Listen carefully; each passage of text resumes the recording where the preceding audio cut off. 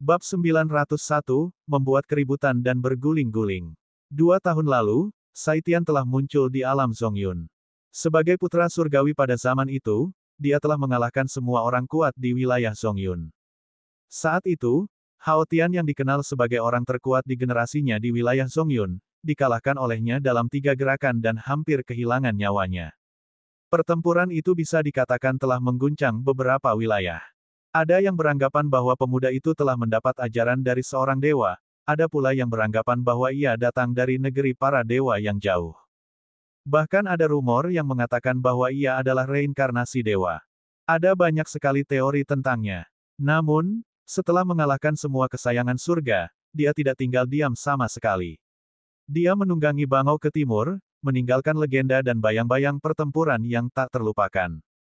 Monster yang dibicarakan Hua Wenlei adalah orang ini. Dia merupakan sosok legendaris yang tak terkalahkan. Namanya terngiang di benak setiap orang yang hadir, dan mereka semua mengerutkan kening. Jika Saitian muncul, alam dingin tidak akan punya kesempatan menang. Namun, sudah 2 tahun sejak Saitian meninggalkan wilayah Zongyun. Dia belum kembali. Mengapa kita harus khawatir? Kita seharusnya khawatir tentang Hao Tian, kata Putri Komandan Yanyu dengan tenang. Tidak semua orang khawatir karena hal ini. Meskipun Hao Tian kalah, bukan berarti dia lemah. Sebaliknya, dia sangat kuat. Dari pengalaman Ping Seng, dia setara dengan Di Guiyi. Serahkan saja kata-katanya padaku. 3 gerakan. Di Guiyi tersenyum, 3 gerakan sudah cukup. Apa? Mata Hua Wenlei berkedut. 3 gerakan. Dari mana datangnya keyakinan Di Guiyi? Night Demon Qiong juga agak serius. Sejak dia berusia 20 tahun 2 tahun lalu dan memasuki jajaran pemuda, Di Guiyi tidak pernah bertarung lagi. Kekuatan dan dasar kultivasinya masih menjadi misteri. Dan sekarang, dia mengklaim bisa mengalahkan Hao Tian dalam 3 gerakan. Dalam 2 tahun ini, seberapa besar peningkatan kekuatannya? Untuk sementara waktu, suasana hati setiap orang menjadi rumit. Jangan khawatir tentang undangan duel utara. Kamu seharusnya khawatir tentang permainan catur iblis abadi. Di Guiyi mengangkat payung merahnya dan berjalan keluar. Punggungnya menghilang di bawah sinar matahari yang cerah. Hati semua orang kembali hancur, terutama pangeran dan putri kedua Yanyu. Hasil permainan catur iblis abadi terkait dengan kepemilikan tambang baru. Perhatian Pangeran Liang kepadanya belum pernah terjadi sebelumnya. Jika mereka kalah dalam pertempuran ini, tak seorang pun akan mendapat kemudahan. Kudengar Xia Qingchen yang gagal menerobos, ternyata juga ikut serta dalam permainan catur iblis abadi. Pangeran kedua menatap Putri Yanyu, mencoba melemparkan tanggung jawab atas kekalahannya kepadanya. Putri Komandan Yanyu berkata dengan tenang, "Kakak kedua, apakah kamu sudah lupa pelajaran dari Xuan Jidao? Jangan membuat asumsi apapun sampai saat-saat terakhir." Ketika Xuanji bertanya, Pangeran kedua juga meremehkan Xia Qingchen. Tapi hasilnya, dia adalah raja di generasinya. Pangeran kedua terkekeh, waktu telah berubah, dan kakak perempuan tertua masih berfantasi tentangnya. Baiklah, kalau begitu mari kita berangkat dan menunggu dan melihat. Dia tertawa dan pergi, meninggalkan Putri Yanyu berdiri di tempat yang sama dengan alis indahnya berkerut. Dia hanya tampak tenang di permukaan, tetapi dia lebih menyesal daripada orang lain. Barangkali Xia Qingchen pernah menciptakan keajaiban, tetapi Ah King telah melihat sendiri bahwa terobosannya ke konstelasi utama tidaklah mulus. Kamu harus berjuang untuk setidaknya 1 kemenangan dalam permainan catur iblis abadi. Jika kamu memenangkan permainan ini, itu bukan hanya sedikit uang sebagai hadiah. Gumam Putri Komandan Yanyu. Hadiah permainan catur iblis abadi adalah 1 miliar untuk memenangkan 1 permainan. Akan tetapi, bagi banyak kesayangan surga dan keluarga mereka, apakah 1 miliar liang yuan merupakan jumlah yang banyak? Mengapa mereka perlu begitu khawatir dan merasa bahwa permainan catur iblis abadi merupakan kesempatan besar? Itu karena hasil permainan catur iblis abadi akan menentukan kesempatan untuk mengubah nasib mereka di masa depan. Hasil setiap pertempuran sangatlah penting. Pada waktu itu, di rumah keluarga Wu di kota Liangsu, Wu Xiong telah bekerja di Legiun Perlindungan Kota sepanjang tahun, jadi keluarganya pindah ke kota Liangsu bersamanya.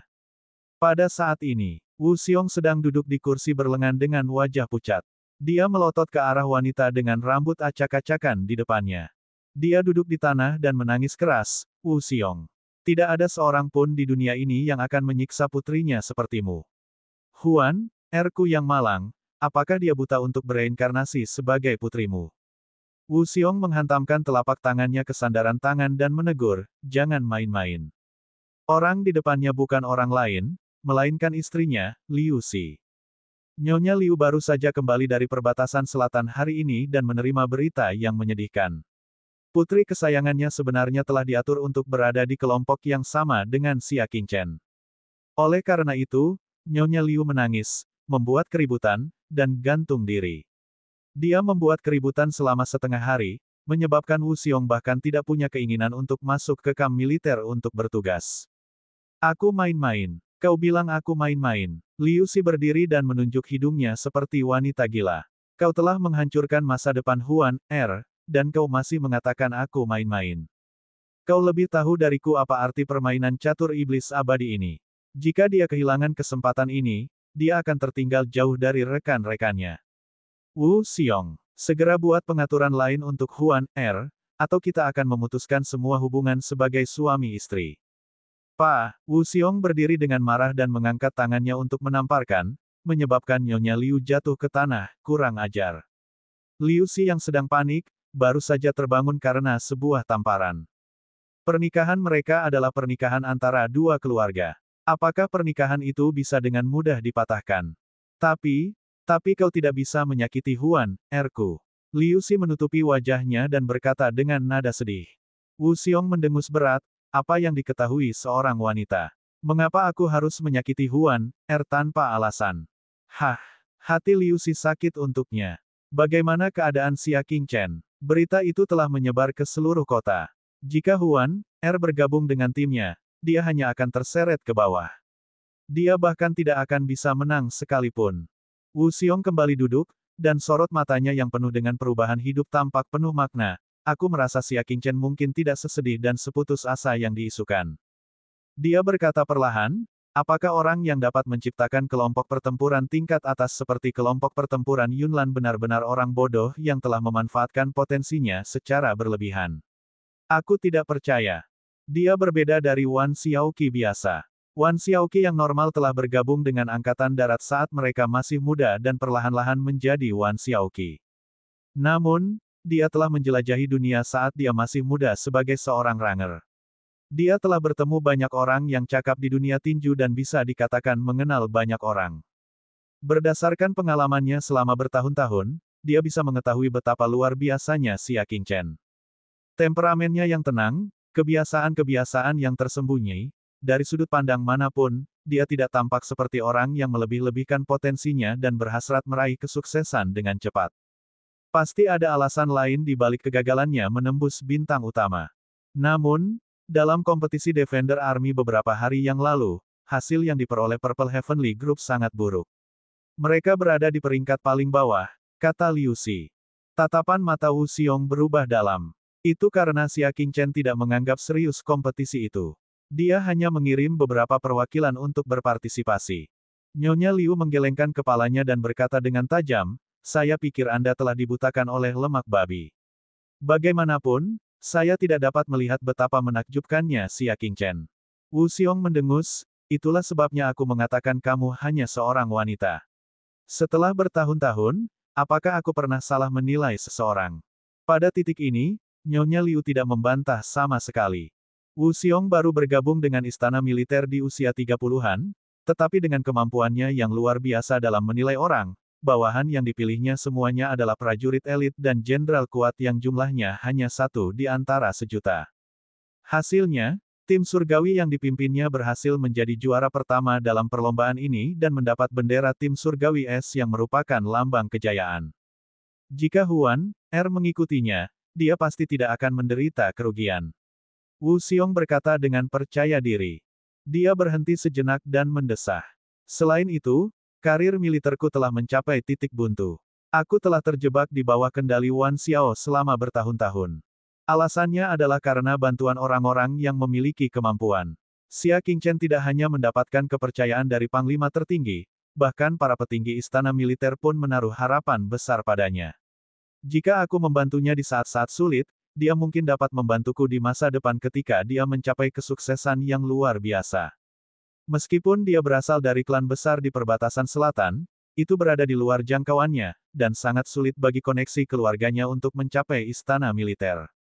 Jika tidak ada seorang pun yang membimbingnya, kemungkinan besar ia akan menjadi tunggangan Wan Xiaoshan selama sisa hidupnya. Demi Huaner, demi aku, tolong berhenti main-main. Percayalah padaku kali ini, oke. Nada bicara Wu Xiong melunak. Selir ini akan mendengarkan suamiku. Namun saat dia mengangguk, cahaya aneh berkedip di matanya. Bab 902, Petani yang Menyamar. Setengah bulan kemudian.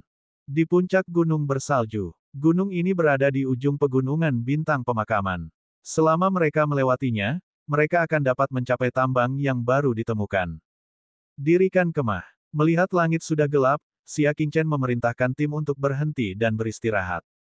Sangat berbahaya untuk berbaris di gunung bersalju pada malam hari, jadi mereka sebaiknya tidak bertindak gegabah. Para prajurit mendirikan kemah di sisi bawah angin gunung, sementara Xia Qingchen pergi ke puncak dan berdiri di atas batu yang tertutup salju putih. Melihat keluar dari sini, orang bisa melihat gunung besar di kejauhan. Di malam hari, seolah-olah ada monster raksasa yang turun dari langit dan duduk di bumi. Tidak heran Pangeran Liang sangat mementingkan hal ini. Xia Qingchen bergumam pada dirinya sendiri. Gunung tempat ditemukannya ranjau itu 10 kali lebih besar dari gunung yang ditempati wilayah Zongyun. Pasti ada pertarungan sengit antara kedua belah pihak untuk memperebutkan gunung ini. Untungnya, wilayah Zongyun terlalu pintar untuk kebaikan mereka sendiri dan curang untuk meninggalkan tambang. Akibatnya, wilayah dingin telah mendudukinya. Saat ini, dua pasukan Liang Jing ditempatkan di gunung, yang jumlahnya sekitar 200.000 orang. Dengan keunggulan geografis, mudah untuk bertahan dan sulit untuk diserang. Jika mereka ingin merebut kembali wilayah Zongyun, mereka harus mendapatkan bantuan mata-mata seperti Yu Guitian. Xia Qingchen menghirup udara dingin lalu duduk bersila, bersiap membuang kotoran dari tubuhnya. Setelah setengah bulan bekerja keras, sebagian besar kotoran di tubuhnya telah dikeluarkan, hanya menyisakan sedikit di dalam hatinya. Dalam 2 atau 3 hari lagi, kondisinya akan pulih sepenuhnya, dan tubuhnya akan pulih sepenuhnya. Berderak. Tiba-tiba, suara renyah memasuki telinganya. Itu suara es yang pecah. Sangat umum bagi es untuk pecah di puncak gunung bersalju. Namun, mata Xia Qingchen langsung berubah tajam. Keluar. Memang sudah biasa kalau es pecah, jadi dia tidak akan curiga. Namun, yang membuatnya curiga adalah bahwa es yang pecah itu tidak mengeluarkan suara apapun saat jatuh ke tanah. Hanya ada satu penjelasan, seseorang menangkapnya. Seperti yang diharapkan, 1000 kaki jauhnya, seorang petani tua dan muda berjas hujan jerami berjalan dari sudut batu raksasa. Mereka terbungkus kain katun tebal, dan wajah mereka memerah karena kedinginan. Saat ini, mereka menatap Xia Qingchen dengan gelisah. Besar, tuanku, kami tidak bersembunyi di sini dengan sengaja, kata petani tua itu dengan ketakutan. Petani kecil di sampingnya terus menggosok-gosok telapak tangannya dan terengah-engah, tubuhnya yang kurus menggigil kedinginan. Apa yang kalian lakukan di sini? Tanya Xia Qingchen. Kami di sini untuk memetik teratai gunung salju, kata petani tua itu. Sambil berbicara, dia menurunkan keranjang di punggungnya. Dari kejauhan, keranjang itu memang dipenuhi banyak bunga teratai salju. Ayo pergi. Xia Qingchen melirik dan berkata, ayo pergi. Kedua petani itu merasa lega dan segera turun gunung. Pada saat ini, Fang Cuihong yang mendengar suara itu, memimpin sebuah tim dan bergegas mendekat. Tuanku, apakah ada seseorang di sini? Tanya Fang Cuihong. Xia Qingchen menunjuk kedua petani yang sedang menuruni gunung.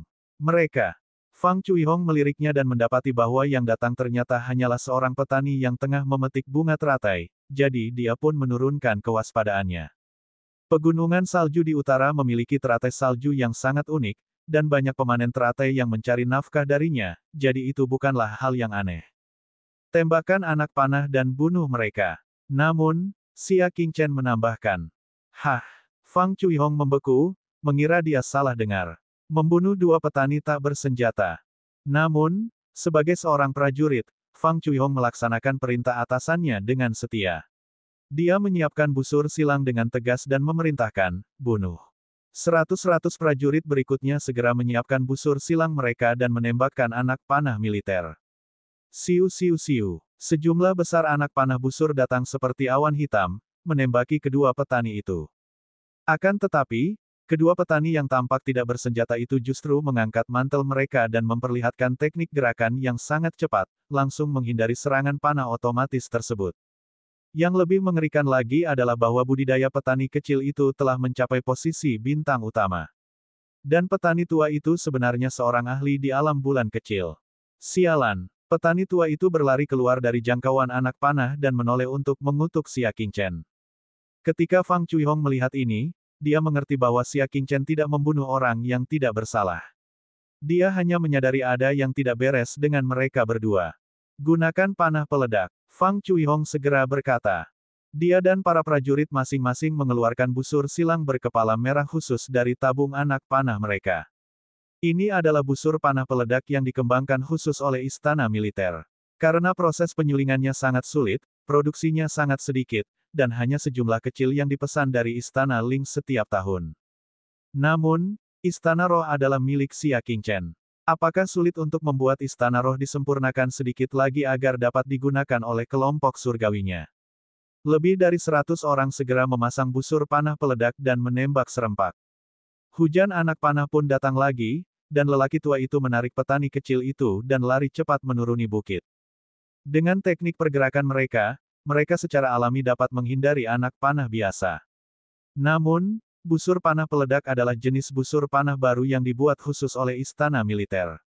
Tidak hanya kuat, tetapi juga lebih cepat. Sebelum mereka bisa menghindarinya, hujan anak panah datang. Melihat bahwa dia tidak bisa melarikan diri, lelaki tua itu mendengus dingin dan berhenti. Dia menggunakan kekuatan lapisan bulan untuk menyapu langit 3 meter di depannya. Dengan kekuatannya di tingkat bulan, menyapu gelombang anak panah bukanlah apa-apa. Namun, ketika busur silang itu terkena kekuatan yang kuat, anak panah merah itu pun ikut terhukum dan langsung meledak. Ledakan. Lelaki tua itu adalah orang pertama yang terpental oleh ledakan itu. Ledakan dahsyat itu juga meledakkan semua anak panah, menyebabkan serangkaian ledakan. Api yang tak terhitung jumlahnya dan arus udara yang kuat sudah cukup untuk membunuh elit tingkat bulan. Orang tua itu terkejut. Ia segera menerkam tanah dan berguling ke depan, menghindari sebagian besar ledakan. Meskipun demikian, wajahnya tetap terluka secara tidak sengaja oleh panah tersebut, dan bekas luka bakar yang besar pun muncul. Ia memiliki kekuatan untuk melarikan diri dari jangkauan ledakan, tetapi petani kecil itu tidak seberuntung itu. Setelah berteriak, ia tergeletak di salju, berlumuran darah dan daging. Melihat ini, mata lelaki tua itu hampir melotot. Dia menatap Xia Qingchen dengan kebencian di matanya. Orang tua ini tidak akan mengampuni kamu. Tatapan mata Fang Chuihong berubah dingin, lalu dia mengeluarkan panah peledak itu lagi. Setelah menyaksikan kekuatan panah itu, lelaki tua itu segera berbalik dan melarikan diri, menghilang di tengah malam bersalju yang luas. Jangan mengejar lagi. Xia Qingchen memanggil Fang Chuihong dan yang lainnya yang ingin turun gunung untuk mengejar. Jika seorang elit tingkat bulan ingin melarikan diri, Fang Chuihong dan yang lainnya tidak akan mampu mengejar mereka dengan kultivasi mereka. Selain itu, mereka akan dengan mudah dikalahkan oleh lelaki tua itu, yang sangat berisiko. Cari tahu mayatnya, katanya. Fang Chuihong segera kembali dan mencari mayat itu sebentar. Dia benar-benar menemukan sebuah tanda. Agen rahasia kelas 2 Raja Zongyun, Wang Kai. Pupil mata Fang Chuihong mengecil, mereka dari wilayah Zongyun. Apa yang mereka lakukan di sini? Tempat ini termasuk wilayah yang sejuk. Xia Qingchen melirik gunung besar yang tidak jauh dari sana dan berkata dengan tenang, tentu saja untuk memata-matai intelijen militer. Berdiri di gunung bersalju, jika seseorang memiliki artefak nirvana jenis penglihatan, mereka akan dapat melihat situasi pasukan yang ditempatkan di tambang. Tetapi tuanku, bagaimana Anda memastikan bahwa mereka adalah petani? Fang Chuihong terkejut. Mungkinkah Xia Qingchen tidak takut secara tidak sengaja membunuh seorang pemanen lotus yang tidak bersalah? Xia Qingchen melanjutkan, pertama, mereka memanggilku, Tuan, saat pertama kali bertemu denganku. Apakah petani biasa akan memanggil seorang pemuda dengan cara seperti ini? Fang Chuihong mengangguk pelan. Dia memang curiga. Sebelumnya, Xia Qingchen datang sendirian. Bagaimanapun, mereka seharusnya tidak memanggilnya Tuan. Satu-satunya penjelasan adalah bahwa mereka telah menemukan keberadaan gugusan langit ungu sebelumnya, sehingga mereka menyebutnya demikian. Kedua, bunga teratai salju di keranjang mereka semuanya berasal dari 2 hari yang lalu. Mengapa para pemetik teratai tidak menjual bunga teratai yang mereka peroleh pada saat pertama? Mengapa mereka meninggalkannya di keranjang dan berlarian di sekitar gunung? Teratai salju merupakan jenis tanaman yang mudah layu. Biasanya, setelah mendapatkannya, mereka akan langsung menjualnya. Bagaimana mungkin mereka tidak menjualnya setelah 2 atau 3 hari? Fang Chuihong akhirnya mengerti, mereka telah melakukan kesalahan. Mereka pasti telah menyiapkan teratai salju 2 atau 3 hari yang lalu dan menyamar sebagai pemetik teratai. Aku tidak menyangka akan bertemu dengan tatapan tajam Daren. Ya, Xia Qingchen tidak berekspresi. Perkuat keamanan. Ya, Xia Qingchen menemukan tempat baru dan duduk dengan tenang untuk menghilangkan kotoran di tubuhnya. Keesokan harinya, jam 10 pagi. Xia Qingchen berdiri dan melirik tambang. Kirim seseorang untuk memberitahu Angkatan Darat kita tentang insiden tadi malam di Gunung Salju. Beritahu mereka untuk mengambil tindakan pencegahan dini. Ya, Cheng Yun, pergilah, kata Fang Chuihong. Bab 903, siapa yang akan meminta maaf? Cheng Yun adalah ajudan terpercaya Fang Chuihong. Sekarang, dia telah mengikuti jejak Fang Chuihong dan telah menjadi anggota pasukan kavaleri 100 pemberani. Ya, Tuan. Kelompok surgawi ungu melanjutkan perjalanan mereka ke permainan catur iblis abadi, yang berjarak 2 hari dari tambang. Cheng Yun bergegas ke tambang sendirian. Dengan tanda identitasnya, tentu saja mudah baginya untuk memasuki tambang. Orang yang menerimanya adalah komandan militer dari perbatasan selatan, Jenderal Yuan Chongqian, yang dikirim untuk menjaga tambang. Cheng Yun sedang menunggu dengan sabar di ruang tamu ketika dia mendengar suara Yuan Chongqian yang tidak puas dari balik layar. Aku seharusnya tetap tinggal di perbatasan selatan.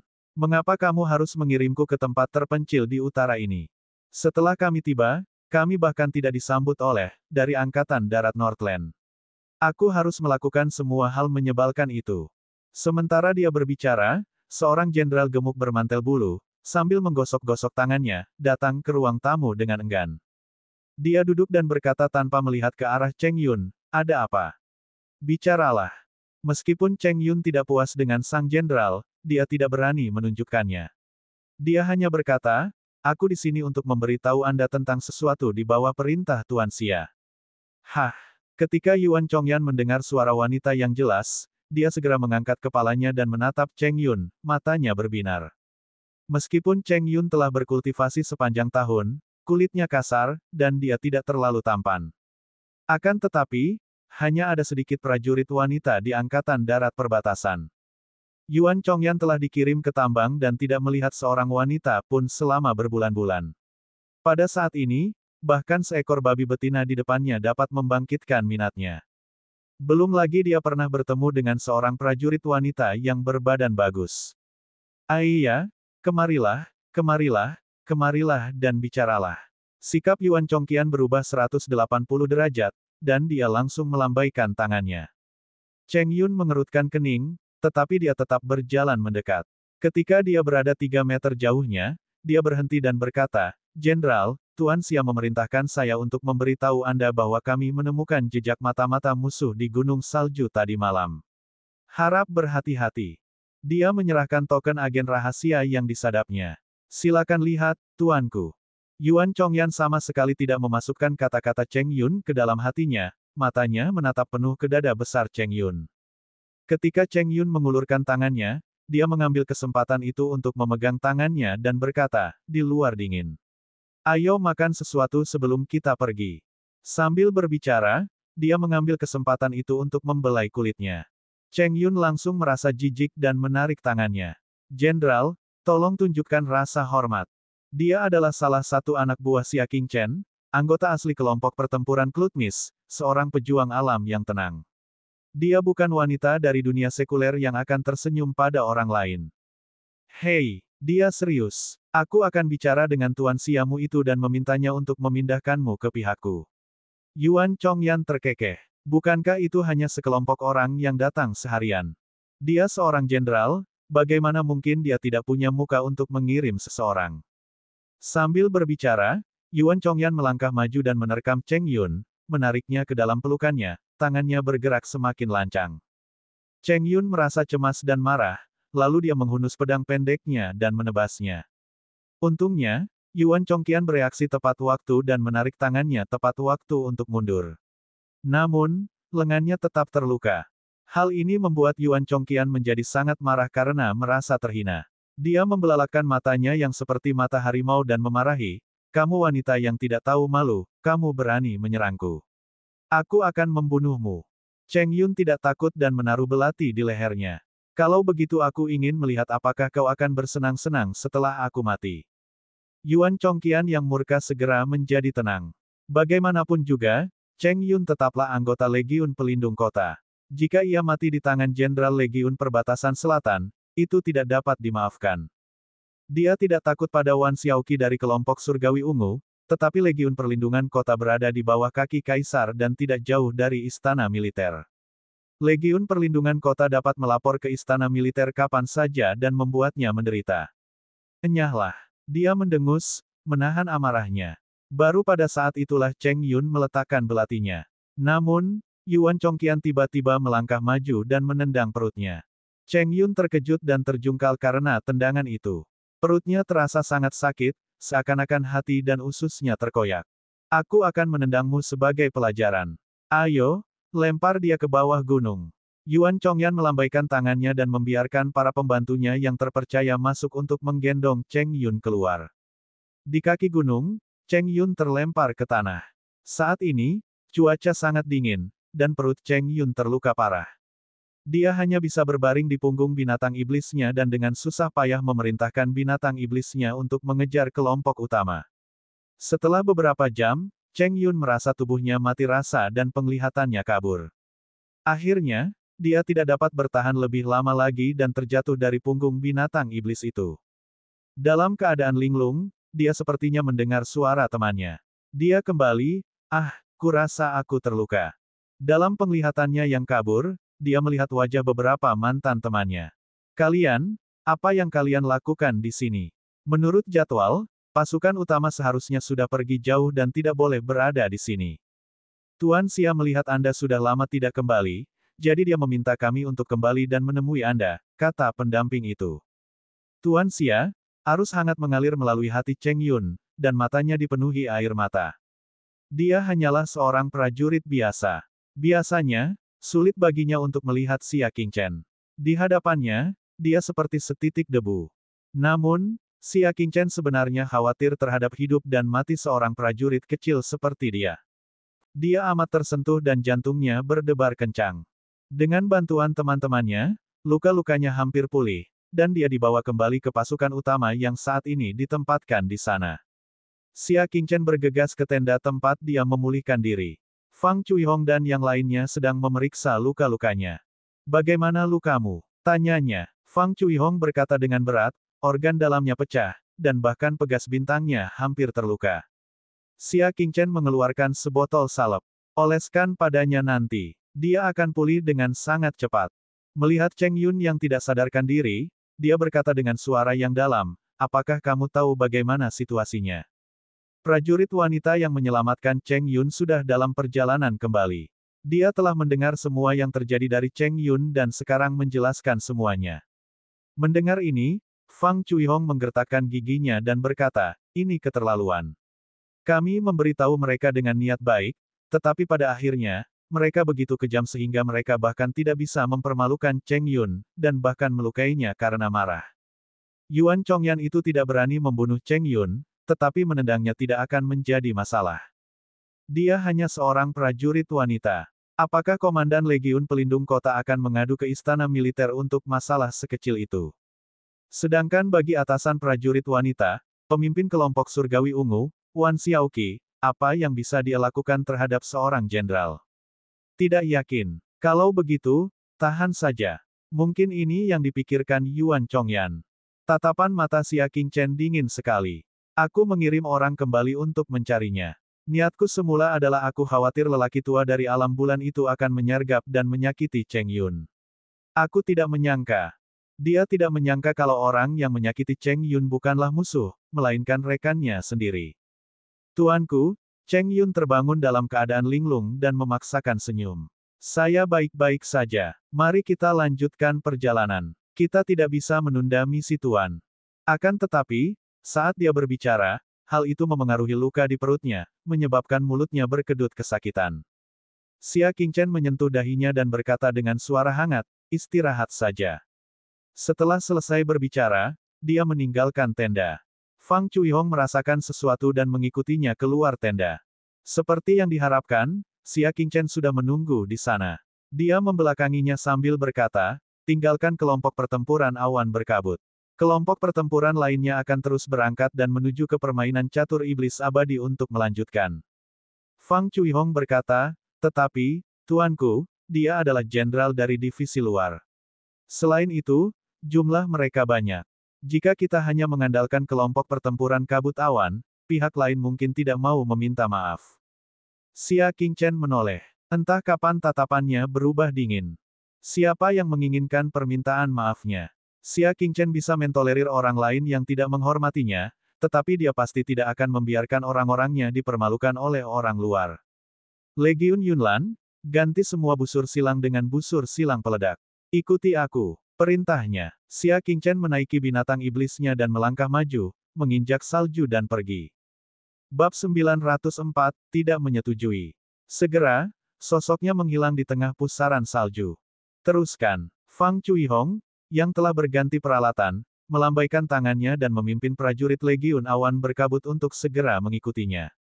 Sepanjang perjalanan, butiran salju memenuhi langit, menutupi dunia. Di puncak tambang di kejauhan, ada lautan cahaya. Yuan Chongqian dan dua jenderal lain dari Angkatan Darat Utara sedang berdiskusi di depan tungku hangat. Panglima tertinggi telah mengirim perintah untuk memperkuat pertahanan kita jika alam awan tengah mencoba menipu kita setelah permainan catur iblis abadi. Jenderal Daerah Militer Naga Api di Korps Angkatan Darat Northland berkata. Di sampingnya adalah Jenderal Daerah Militer Phoenix S dari Korps Angkatan Darat Northland. Dia menggosok tangannya dan berkata, tidak apa-apa jika wilayah Zongyun memenangkan permainan catur iblis surgawi. Tetapi jika mereka kalah, mereka tidak akan menyerah.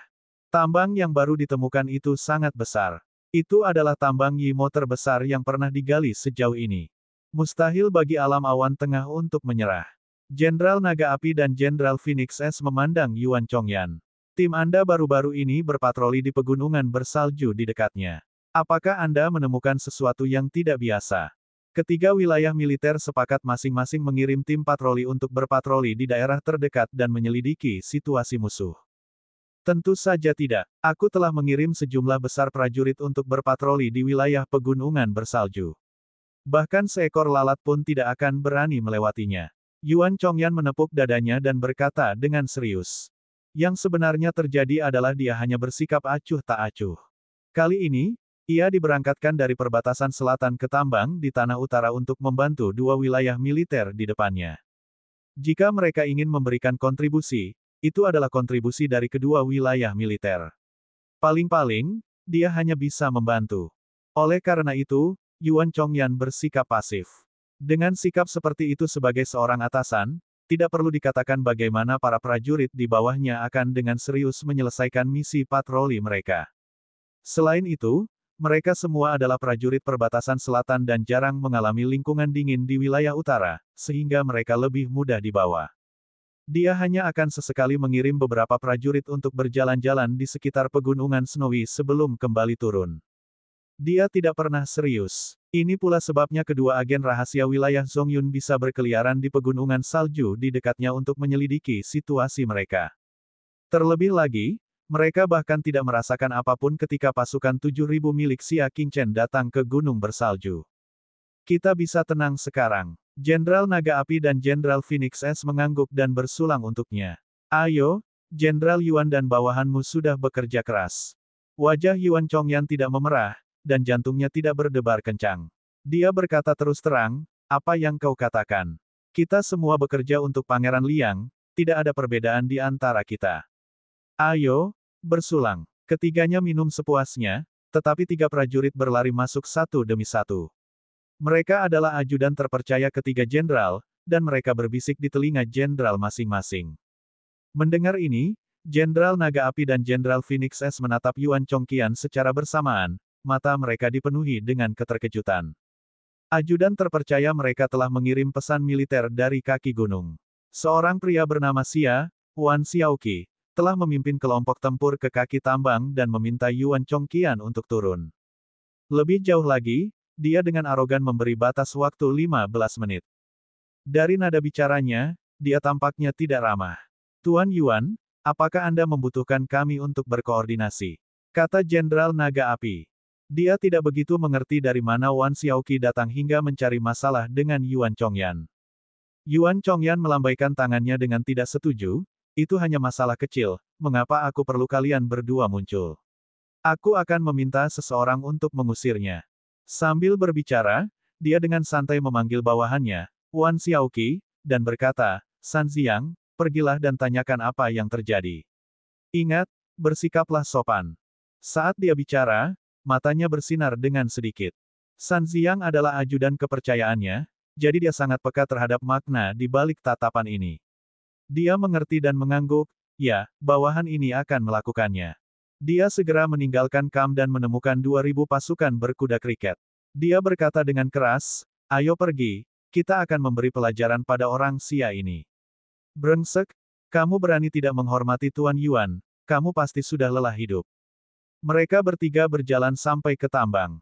Ketika mereka sampai di kaki gunung, mereka melihat tentara wanita di mana-mana.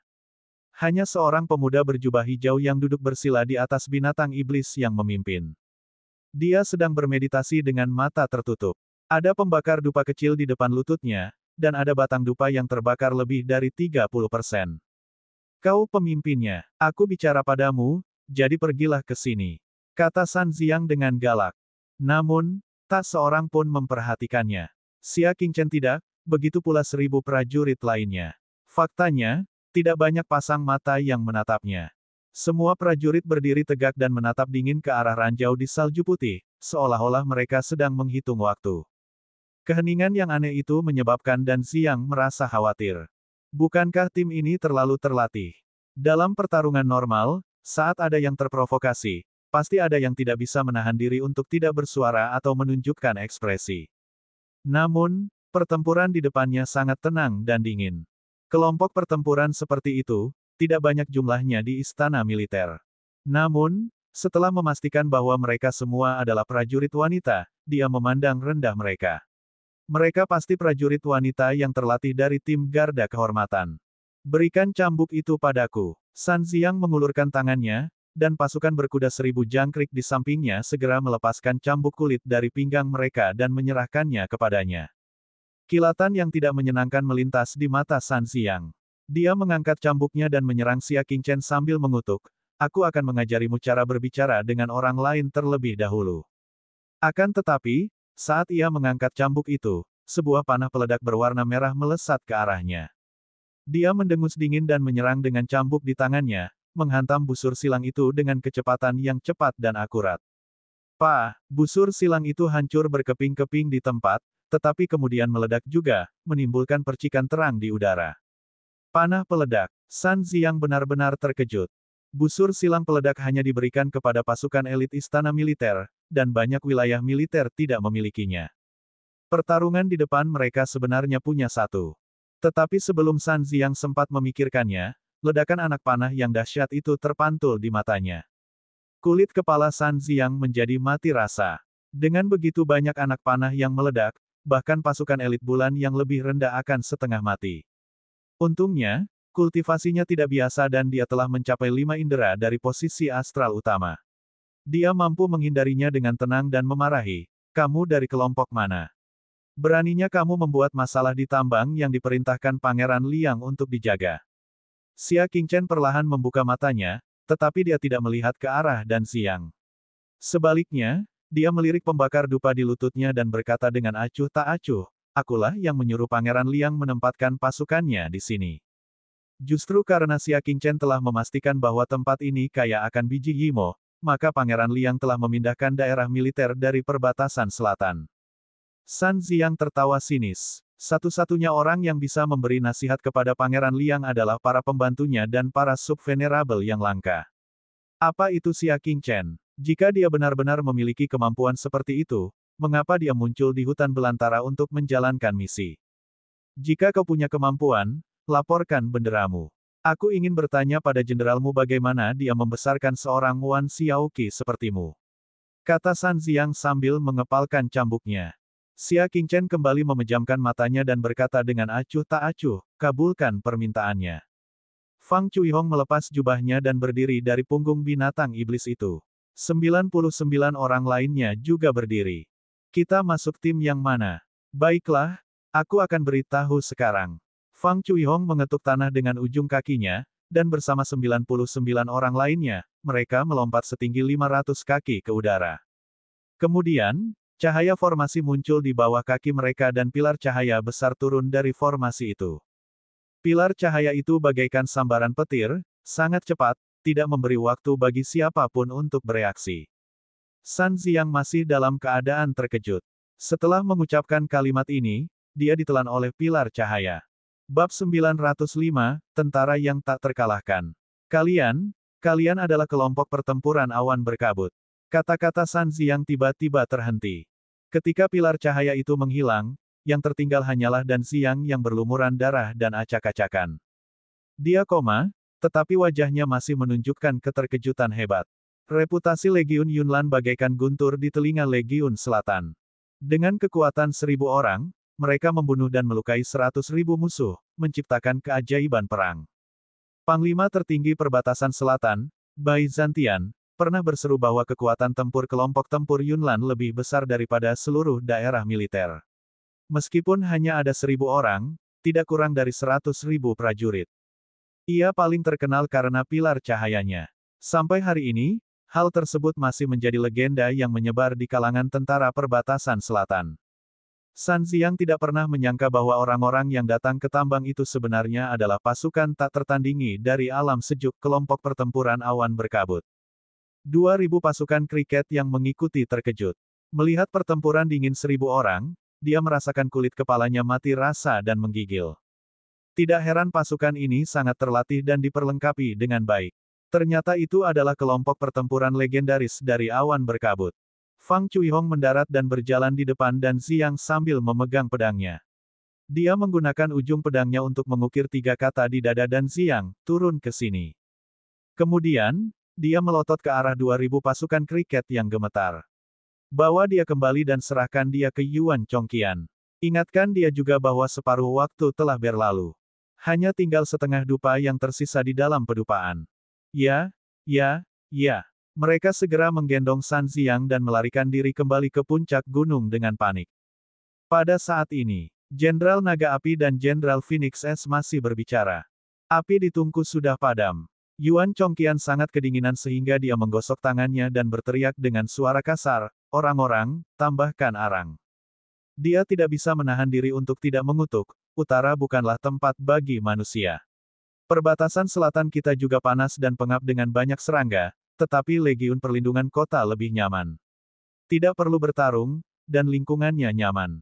Berbicara tentang Legiun Pelindung Kota, Jenderal Naga Api tidak dapat menahan diri untuk tidak berkata, apakah tentara perbatasan selatanmu telah mendengar bahwa Legiun Pelindung Kota telah memenangkan pertempuran besar? Kelompok tempur Yunlan yang membunuh dan melukai 100.000 orang dengan 1.000 orang, benar kan? Yuan Chong mendengus. Seluruh perbatasan selatan telah mendengarnya, bagaimana mungkin pasukan perbatasan selatan kita tidak mengetahuinya? Kau tahu tentang Legiun Perbatasan Selatan.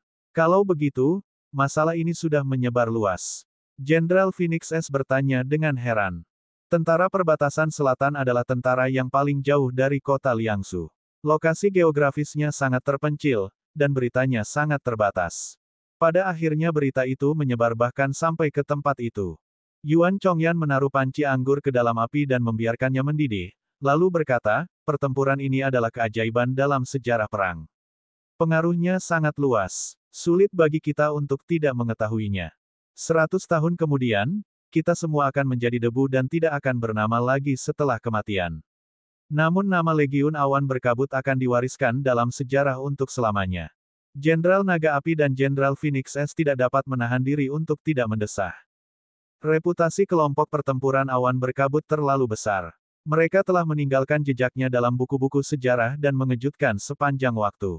Jika aku bisa memiliki sebagian dari Legiun Kabut Awan di bawah komandoku, aku akan mati tanpa penyesalan, kata Jenderal Naga Api dengan kagum. Hehe, aku sarankan kamu jangan melamun, kata Yuan Chongqi acuh tak acuh. Jangan bicarakan bagaimana kamu berhasil melatih tim seperti itu. Izinkan aku bertanya, apakah kamu punya hak untuk bertemu dengan kelompok tempur Yunlan? Jenderal Naga Api menggelengkan kepalanya dengan getir. Tidak, meskipun Legiun Kabut Awan hanya terdiri dari 1.000 orang, pemimpinnya adalah Wan Xiaoqi, yang secara pribadi ditunjuk oleh Pangeran Liang. Masa depannya tidak terbatas. Di kota Liangzhou, ada banyak keluarga dan pasukan yang berusaha menyanjungnya. Aku hanya seorang jenderal, dan aku bahkan tidak memiliki kesempatan untuk bertemu dengannya. Jenderal Ice Phoenix setuju dengan hal ini. Sejujurnya, saya punya banyak teman di kota Liangzhou, tetapi tidak ada satupun dari mereka yang memenuhi syarat untuk bertemu dengan pemimpin kelompok pertempuran awan berkabut. Teman-teman pemimpin itu setidaknya setingkat dengan Tuan Muda ketiga Istana Militer. Tidak peduli seberapa lemah mereka setidaknya setingkat dengan Apoteker Raja, Istana Roh, dan Aliansi Senjata. Kami para jenderal bahkan bukan tokoh kecil di hadapannya. Kedua jenderal itu hanya bisa tersenyum pahit saat mengobrol satu sama lain. Status resimen Yunlan jauh lebih tinggi daripada mereka berdua, yang merupakan jenderal militer yang tidak dikenal. Yuan Chongyan bersandar dengan nyaman di kursi malas. Itulah sebabnya aku tidak bermimpi. Kita tidak memenuhi syarat untuk berhubungan dengan orang-orang setingkat ini. Di dalam hatinya, kelompok pertempuran berkabut dan pemimpin mereka merupakan eksistensi yang jauh dan mistis. Mustahil baginya untuk berinteraksi dengan seorang jenderal biasa seperti dia.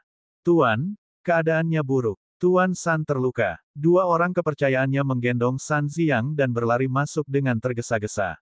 Yuan Chongyan membuka matanya dan tiba-tiba berdiri. Dia berkata dengan kaget dan marah, apa yang terjadi? Orang yang dia kirim benar-benar dipukuli sampai sedemikian seriusnya. Wan Xiaoqi yang datang untuk mencari masalah dengannya, tidak tahu apa yang baik untuknya. Bukankah dia baru saja menendang salah satu anak buahnya? Beraninya dia mencari masalah dengan jenderal seperti dia. Dia benar-benar lelah hidup. Bawahan pihak lain itulah yang bergabung untuk melukai Lord San, kedua orang kepercayaan itu berkata dengan ketakutan yang masih ada. Jenderal Naga Api dan Jenderal Phoenix S mengerutkan kening. Dari mana Wan Xiaoqi ini berasal? Dia tidak tahu gambaran besarnya. Ketiga wilayah militer ditempatkan di tambang, melaksanakan perintah raja. Wan Xiaoqi, yang datang untuk membuat masalah, telah melukai para petinggi wilayah militer tanpa penjelasan apapun. Dia benar-benar tidak peduli dengan gambaran besarnya. Apakah kalian sudah berbicara dengan baik? Jenderal Naga Api mengerutkan kening. Beraninya dua orang kepercayaannya mengatakan bahwa Dan Ziyang yang meminta hal itu. Dia hanya bisa berbohong. Kami telah berkomunikasi dengan baik, tetapi pihak lain menindas kami. Tidak peduli apa misi kami, mereka secara terbuka bergabung untuk menindas Tuan San. Mereka bahkan memukulnya dengan sangat keras. Sebenarnya, Fang Chuihong dan yang lainnya telah menahan diri. Kalau tidak, jika mereka benar-benar menyerang, San Ziyang pasti sudah mati di tempat. Mendengar ini, Jenderal Naga Api mendengus, dasar pengganggu. Aku khawatir tambang ini bukan tempat di mana Wan Xiaoqi bisa bertindak begitu kejam. Jika sesuatu benar-benar terjadi dan Pangeran Liang mendengarnya, dia tidak akan mampu bertahan hidup bahkan jika dia memiliki 100 nyawa. Karena orang ini bertekad untuk menimbulkan masalah, kita tidak bisa hanya berdiri dan menonton, kata Jenderal Naga Api kepada Yuan Chongqi. Sekarang karena ketiga wilayah militer berada di pihak yang sama, dia tidak bisa hanya berdiam diri dan menyaksikan Wan Xiaoqi yang tidak dikenal menimbulkan masalah. Jenderal Phoenix S mengangguk acuh tak acuh. Ya, mereka mungkin prajurit yang rendahan. Mereka tidak mengikuti aturan. Setelah diberi pelajaran, mereka tidak akan berani bersikap kurang ajar lagi. Chen Fei, pimpin batalion panah otomatis menuruni gunung dan bubarkan mereka. Jika mereka bersikeras membuat masalah, tembak satu atau dua sebagai peringatan. Katanya setelah jeda. Ya, Chen Fei menerima perintah itu dan segera memimpin pasukannya maju. Terima kasih, Jenderal Ice Phoenix. kata Yuan Chongqian sambil menangkupkan tinjunya. Jenderal Ice Phoenix tidak keberatan. Apa yang kau katakan? Kita adalah rekan kerja. Tidak perlu bersikap sopan. Dengan itu, Jenderal Ice Phoenix melirik San Xiang yang berlumuran darah dan khawatir Chen Fei tidak memiliki cukup pasukan. Dia dengan santai bertanya, apakah pihak lain mengumumkan bendera mereka? Menurut pendapatnya, mereka seharusnya menjadi kru yang beraneka ragam, kalau tidak, mereka tidak akan begitu gegabah. Tidak, jawab mereka berdua dengan jujur. Bahkan tidak ada bendera. Jika memang begitu, itu akan menjadi kru yang beraneka ragam. Batalion panah yang dipimpin oleh Chen Fei sudah cukup. Namun, salah satu orang kepercayaannya berkata dengan ketakutan, tapi kelompok tempur mereka tidak membutuhkan bendera. Bab 906, secara pribadi di medan perang. Bicaralah dengan jelas, Jenderal S. Phoenix mengangkat alisnya. Apa maksudnya dengan tidak diperlukan bendera? Apa artinya itu? Apa? Wajah orang kepercayaan itu menjadi pucat. Pihak lain terampil dalam serangan gabungan dan telah dengan mudah melukai Lord Sun. Serangan gabungan. Ada banyak kelompok tempur yang pandai melakukan serangan gabungan, dan hampir setiap wilayah militer memiliki satu atau dua kelompok tempur gabungan. Tetapi dalam hal siapa yang paling terkenal, tentu saja kelompok pertempuran Yunnan. Teknik serangan gabungan apa yang sedang kamu bicarakan? Jantung Jenderal Ice Phoenix berdebar kencang. Mungkinkah itu adalah Legiun Awan Berkabut? Pikiran ini terlintas dalam benaknya dan langsung ditolak.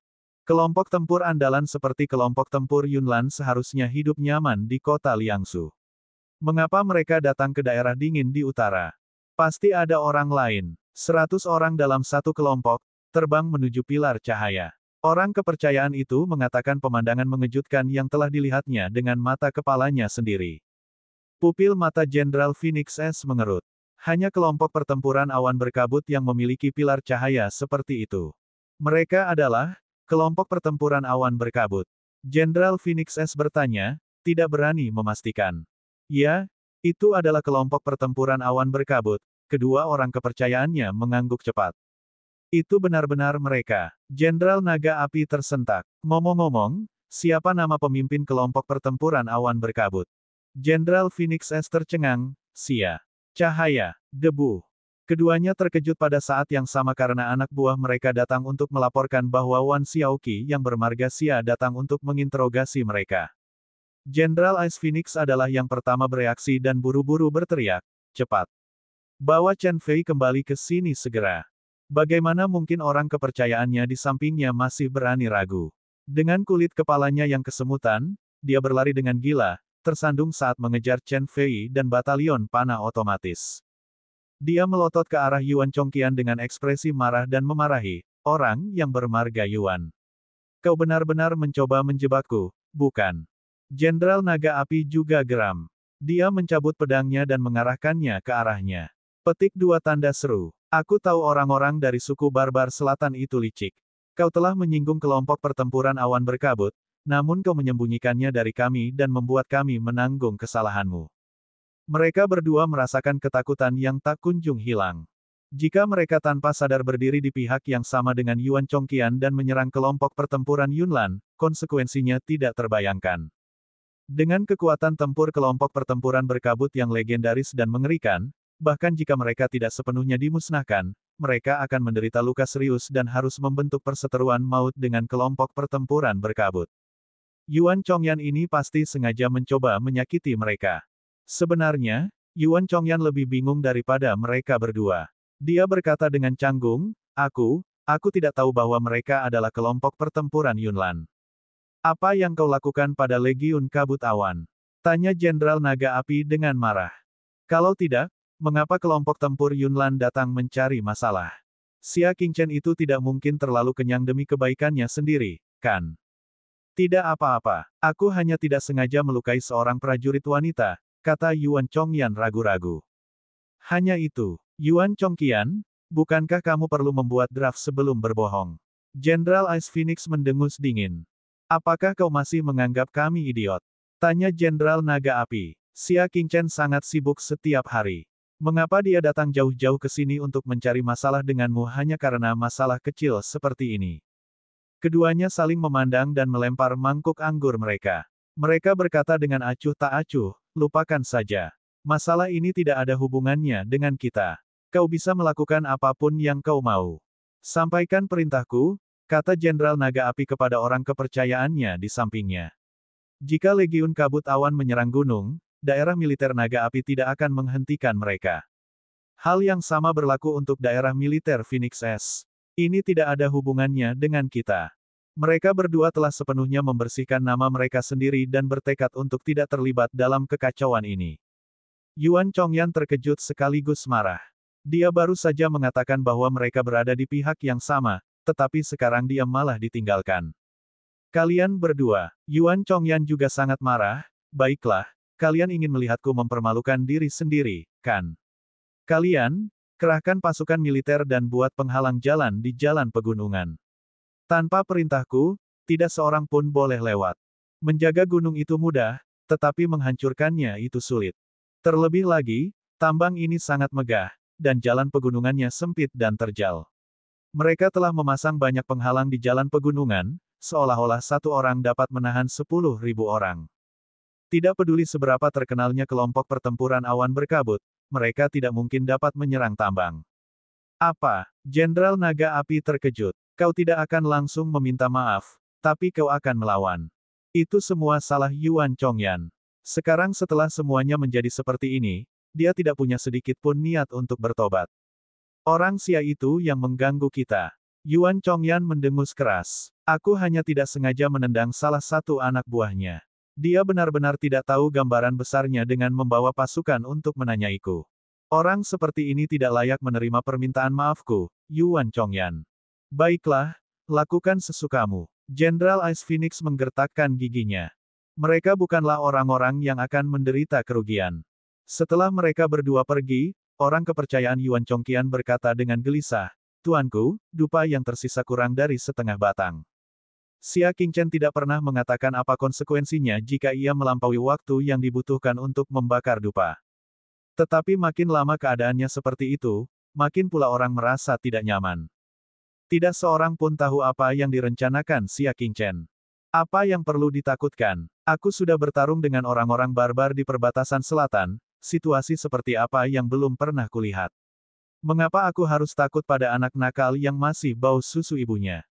Yuan Chongyan tidak bisa menundukkan wajahnya dan pergi untuk meminta maaf. Ia dipilih menjadi perwakilan Korps Angkatan Darat Perbatasan Selatan. Jika berita tersebar bahwa ia gagal memikat prajurit wanita dari kelompok tempur awan berkabut dan melukai mereka karena marah, itu akan memengaruhi seluruh kehormatan Korps Angkatan Darat Perbatasan Selatan.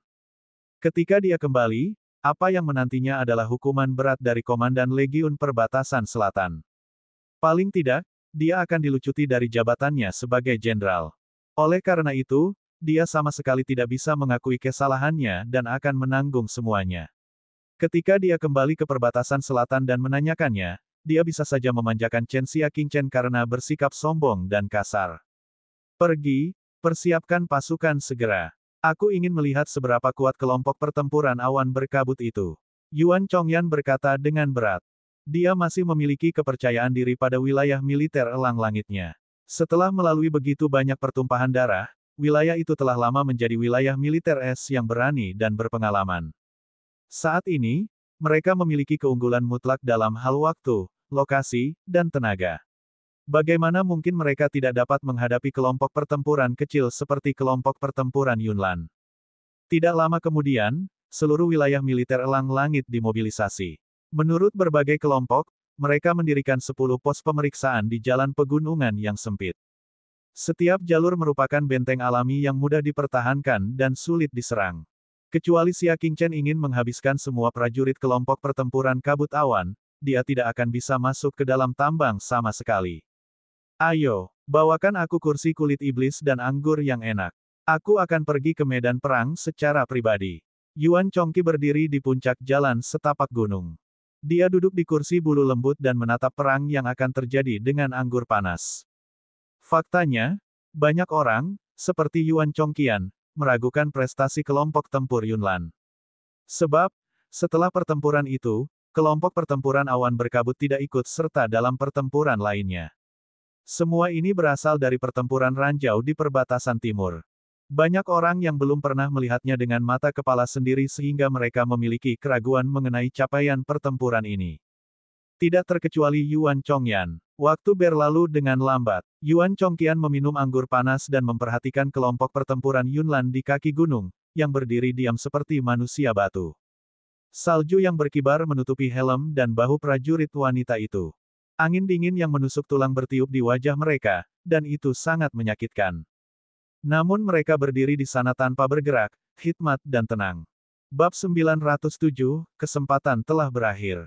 Di seluruh kelompok pertempuran, hanya binatang iblis yang bernapas dengan berat. Sesekali, mereka akan menggerakkan kuku mereka. Seluruh kelompok pertempuran itu sunyi senyap. Menetes. Hembusan angin bertiup kencang, dan sisa-sisa warna merah pada dupa di pembakar dupa di lutut Xia Qingchen padam oleh angin dingin, hanya menyisakan batang kayu telanjang. Itu berakhir dalam waktu yang dibutuhkan untuk membakar dupa. Xia Qingchen perlahan membuka matanya, dan salju di bulu matanya berkibar. Waktu yang dibutuhkan untuk membakar dupa sudah habis. Xia Qingchen berkata dengan lembut dan perlahan berdiri. Binatang iblis di bawahnya tampaknya telah merasakan niat Xia Qingchen dan meringkik kegirangan. Begitu berteriak, ribuan binatang iblis yang tersisa juga meraung ke langit. Teriakan-teriakan yang tidak merata dan keras itu bagaikan terompet perang, bergema di tengah angin dan salju yang kembali. Xia Qingchen mengangkat pandangannya dan melihat ke jalan setapak pegunungan di tambang. Dia menatap 10 pos pemeriksaan yang dikelilingi oleh obor, tatapannya sangat dingin. Karena kamu tidak mau turun, maka aku akan naik. Dia melompat dari punggung binatang iblis itu dan berjalan menuju jalan setapak di pegunungan. Tubuh Fang Chuihong bergetar, mengibaskan salju yang menempel di tubuhnya. Dia mengangkat pedangnya dan menunjuk. Serang gunung. Kelompok pertempuran Yunlan telah melaksanakan perintah mereka. Mereka segera melompat dari binatang iblis mereka dan berbaris menuju jalan pegunungan dengan tertib. Pos pemeriksaan pertama dibentuk oleh 5.000 batalion berat dan 5.000 batalion kavaleri. Melihat kelompok pertempuran kabut awan telah melancarkan serangan, mereka tidak dapat menahan rasa gugup. Mereka menghadapi kelompok pertempuran kabut awan yang legendaris. Walau jumlah pasukan mereka 10 kali lebih banyak dari pihak lawan, tak seorang pun percaya diri. Yuan Chongyan berdiri di puncak gunung dan memberi perintah dengan acuh tak acuh, kavaleri, serang. Pasukan berat di belakang. Kavaleri yang kuat dapat membubarkan serangan kelompok tempur Yunlan pada saat pertama, sementara pasukan berat dapat secara efektif membunuh musuh yang tersebar di belakang. Ini adalah cara yang efektif baginya untuk menghadapi orang-orang barbar. Tidak peduli seberapa kuat kekuatan tempur individu kelompok pertempuran Yunlan, mereka tidak dapat dibandingkan dengan orang-orang barbar yang kuat, bukan? Fang Chuihong berdiri di punggung binatang iblis dan memberi perintah. Panah peledak, siap. Ketika pasukan kavaleri berada dalam jarak tembak, Fang Chuihong melambaikan tangannya. Tembak. Suara mendesing. 1000 anggota pasukan kabut awan dilengkapi dengan anak panah peledak. Betapa spektakulernya pemandangan saat mereka semua ditembakkan. Ribuan anak panah peledak melesat seperti badai. Anak panah itu menembus pasukan kavaleri atau meledak hebat saat mendarat, menciptakan gelombang api yang besarnya beberapa kaki. Dalam sekejap, kaki gunung berubah menjadi lautan api dan 5.000 prajurit kavaleri yang menyerbu semuanya tenggelam di dalamnya. Hanya sejumlah kecil prajurit kavaleri di tepian yang berhasil lolos dengan selisih tipis. Mereka berpencar ke samping dan tidak lagi menjadi ancaman. Pasukan yang mengikuti di belakang semuanya ketakutan. Itu 5.000 prajurit kavaleri. Bahkan tidak ada satupun anggota kelompok pertempuran awan berkabut yang berhasil membunuh untuk sampai ke sana, dan mereka semua musnah. Sayangnya, mereka tidak dapat melanggar perintah militer, jadi mereka hanya bisa menguatkan diri dan melangkah maju. Mereka semua mengenakan baju zirah tebal, dan bahkan panah peledak tidak dapat menimbulkan banyak kerusakan pada mereka, jadi mereka tidak takut dengan serangan jarak jauh. Terbang abadi yang transenden, bersiaplah. Fang Chuihong memimpin kelompok pertempuran yang terdiri dari 1000 orang dan melangkah maju dengan tertib. Seperti banjir baja, mereka melewati kobaran api dan terus maju. Menyerang. Dalam sekejap, 1000 orang terbang ke langit. Mereka membentuk 100 susunan persegi kecil dalam kelompok 10 dan melepaskan pilar cahaya kecil dari langit. Setiap berkas cahaya mengenai sejumlah besar prajurit tanpa ketegangan apapun. Mereka tidak takut dengan panah peledak, tetapi kekuatan pilar cahaya dari teknik serangan gabungan jauh lebih unggul dari busur silang yang kuat. Lebih dari 100 pilar cahaya turun, dan setelah serangkaian ledakan yang dapat dilihat dengan mata telanjang, sebagian besar prajurit berat jatuh ke tanah. Di puncak gunung, Yuan Chongqian yang melihat pemandangan ini, terkesiap. Pasukan berkekuatan 10.000 orang, yang setara dengan pasukan Wan Xiaoqi, dibasmi dalam sekali serangan. Adapun korban dari kelompok pertempuran awan berkabut, 0. Ini persis sama dengan legenda. Tidak, itu bahkan lebih mengerikan daripada legenda. Ledakan. Kelompok pertempuran Yunlan dengan cepat menduduki pos pemeriksaan pertama dan maju menuju pos pemeriksaan kedua. Xia Qingchen berjalan di depan dengan kedua tangan di belakang punggungnya, tatapannya tenang. Para prajurit wanita dari kelompok tempur Yunlan melewatinya satu demi satu, menyebabkan butiran salju berhamburan. Setiap kepingan salju yang jatuh 3 kaki darinya berubah menjadi debu. Mereka yang menyerah tidak akan dibunuh, kata Xia Qingchen. Suaranya sangat lembut, tetapi mengandung banyak makna, menggetarkan hati orang-orang. Kelompok surgawi di pos pemeriksaan kedua sudah ketakutan setengah mati dan menjadi sangat ragu setelah mendengar ini. Pada saat ini, perintah Yuan Chongqian datang dari puncak gunung. Xia Qingchen telah memberontak dan menyerang sekutu kita. Akan ada hadiah bagi yang berhasil membunuhnya. Dengan itu, Wan Xiaoqi yang berada di pos pemeriksaan kedua akhirnya menjadi tenang. Perintah militer bagaikan gunung. Sekalipun mereka tahu itu salah, mereka tetap harus melaksanakan perintah atasan mereka. Lepaskan anak panah. Pada hari ini, tim dilengkapi dengan sejumlah besar busur silang yang kuat, yang bagus untuk serangan jarak jauh.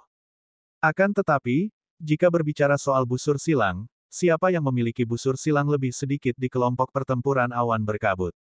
Bertahan. Tembak. Perintah Fang Chuihong. Tim kavaleri ke-100 mengenakan jubah perak lembut dan berdiri di depan mereka. Panah kuat musuh mengenai jubah mereka, tetapi semuanya terpental tanpa kerusakan apapun. Apa? Ini adalah baju zirah pelindung perak surgawi yang hanya bisa digunakan oleh para penjaga istana militer. Yuan Chongyan mengenalinya dari jauh dan terkejut.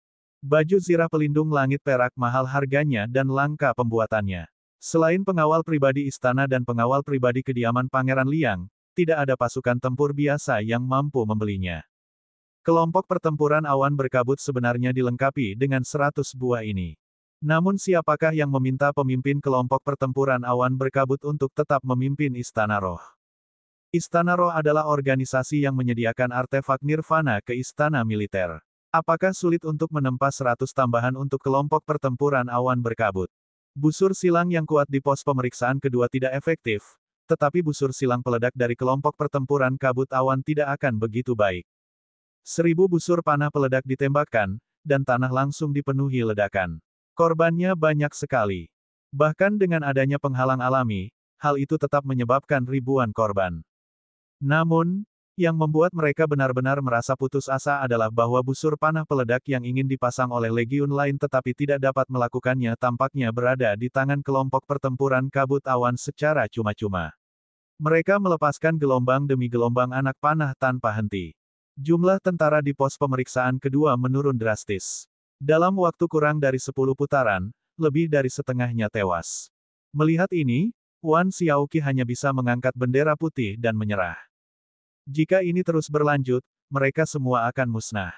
Pos pemeriksaan kedua telah jatuh dan dengan cepat diduduki oleh kelompok pertempuran kabut awan. Pada saat ini, Xia Qingchen bergegas dan tidak berhenti sama sekali.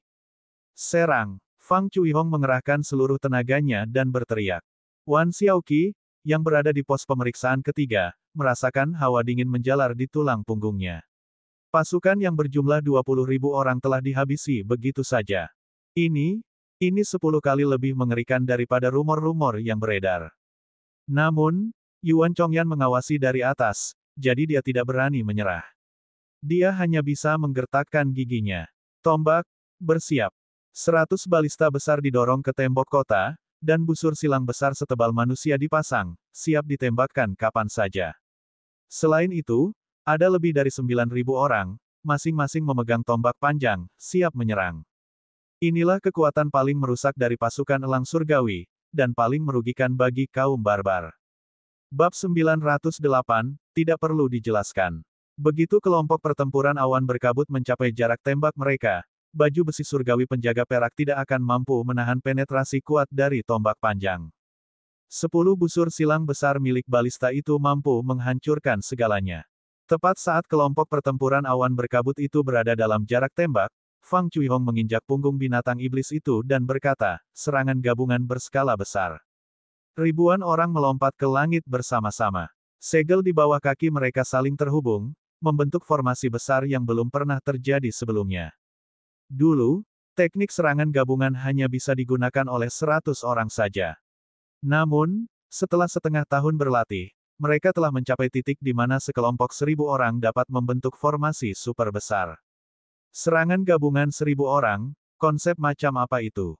Seluruh langit dipenuhi dengan cahaya terang dari susunan tersebut, membuat langit bersalju putih yang suram tampak luar biasa cerah. Pilar cahaya besar yang menutupi radius 1000 kaki dengan cepat mengembun. Wan Xiaoqi yang berada di pos pemeriksaan ketiga merasakan kulit kepalanya mati rasa. Adapun para prajurit, mereka sudah ketakutan setengah mati. Mereka meninggalkan helm dan baju zirah mereka, meninggalkan pos pemeriksaan ketiga, dan berlari ke atas gunung. Tidak peduli seberapa keras Wan Xiaoqi berteriak, para prajurit sudah kehilangan kemauan mereka dan semuanya berteriak dan melarikan diri. Pada akhirnya, bahkan Wan Xiaoqi tidak dapat menahan rasa takut di hatinya. Dia dengan tegas menyerah pada pos pemeriksaan ketiga dan melarikan diri. Tepat saat mereka mundur dari pos pemeriksaan ketiga, pilar cahaya diaktifkan. Pilar besar yang menutupi langit turun dari langit. Semua orang merasa dunia sangat pucat, dan mereka tidak dapat melihat apapun. Dia bahkan harus menutup matanya untuk menghindari penusukan. Ketika cahaya menghilang dan putaran ketiga muncul lagi, semua orang terkesiap dan menatap daratan hancur di bawah tanpa berkedip. Di mata mereka, tidak ada lagi pantulan tahap ketiga, hanya jurang hitam pekat. Itu benar, pos pemeriksaan ketiga telah menghilang. Itu langsung terhapus dari peta oleh pilar cahaya besar. Bukan hanya itu saja, bahkan tambang biji keras pun tertembus oleh sinar cahaya tersebut, menciptakan jurang yang sangat besar. Awan berkabut legion melompati jurang dan menduduki pos pemeriksaan ketiga. Lanjutkan, Fang Cuihong tidak terengah-engah saat dia maju menuju pos pemeriksaan keempat. Kami menyerah. Sebelum mereka mencapai pos pemeriksaan keempat, bendera putih dikibarkan. Para prajurit di atas semuanya gemetar saat mereka menatap kelompok pertempuran Yunlan yang mendekat seolah-olah mereka sedang melihat monster. Bagaimana mereka bisa menghentikan pasukan monster yang dapat dengan mudah memusnahkan mereka? Pos pemeriksaan keempat, berhasil ditaklukkan.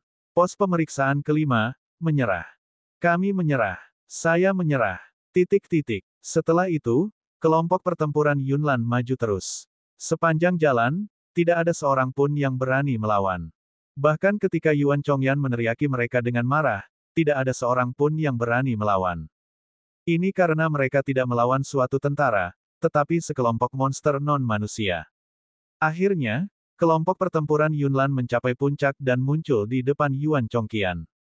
Para prajurit berpisah di kedua sisi jalan pegunungan, dengan kepala tertunduk dan tubuh setengah membungkuk, dengan hormat menyambut konselor militer muda yang berjalan menaiki tangga. Dari awal hingga akhir, Xia Qingchen terus menaiki tangga selangkah demi selangkah dengan kecepatan tetap. Ketika mereka mencapai puncak gunung, sudah waktunya bagi kelompok tempur Yunlan untuk menyerang tambang.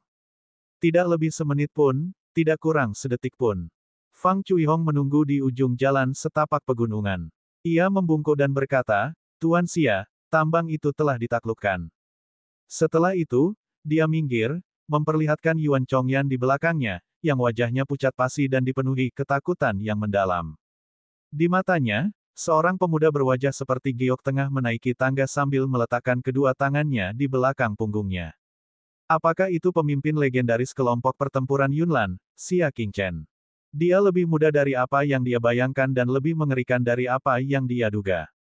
Penampilan kelompok pertempuran awan berkabut tadi tidak seburuk yang dikatakan rumor.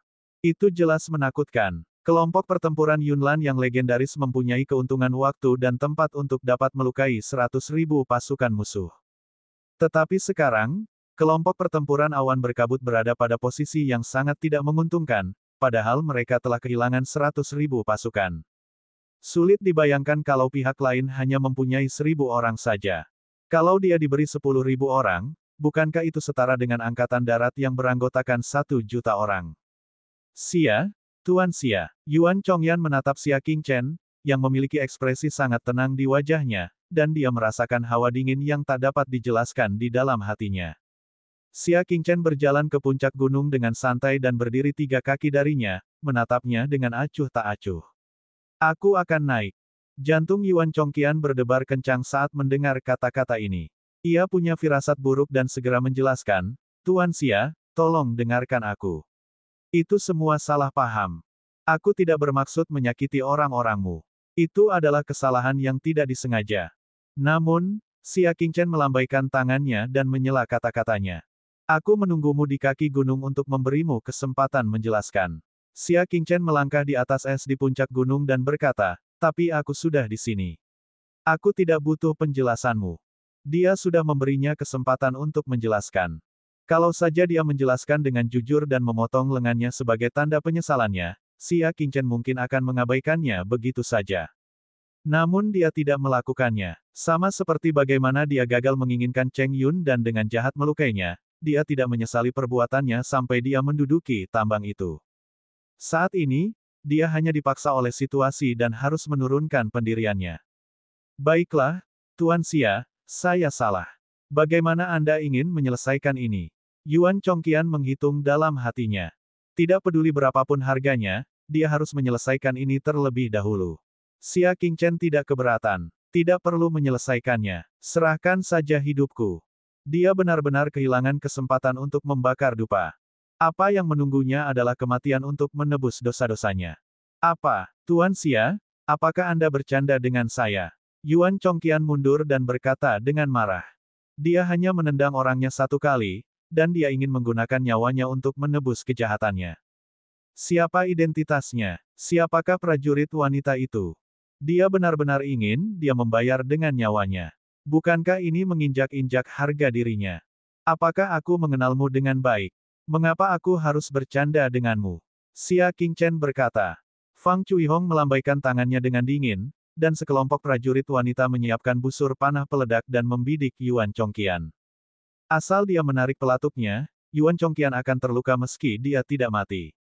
Yuan Chongqian mundur beberapa langkah lagi dan berkata dengan kaget dan marah, saya jenderal yang ditunjuk oleh istana militer. Saya memimpin pasukan berkekuatan 100.000 orang dan menjaga perbatasan selatan. Apa hak Anda untuk membunuh saya? Xia Qingchen berkata dengan acuh tak acuh, karena namaku Xia Qingchen. Tidak ada ruang untuk diskusi dalam membunuhmu. Siapa dia? Satu-satunya penilai tambang Yimo kediaman Pangeran Liang.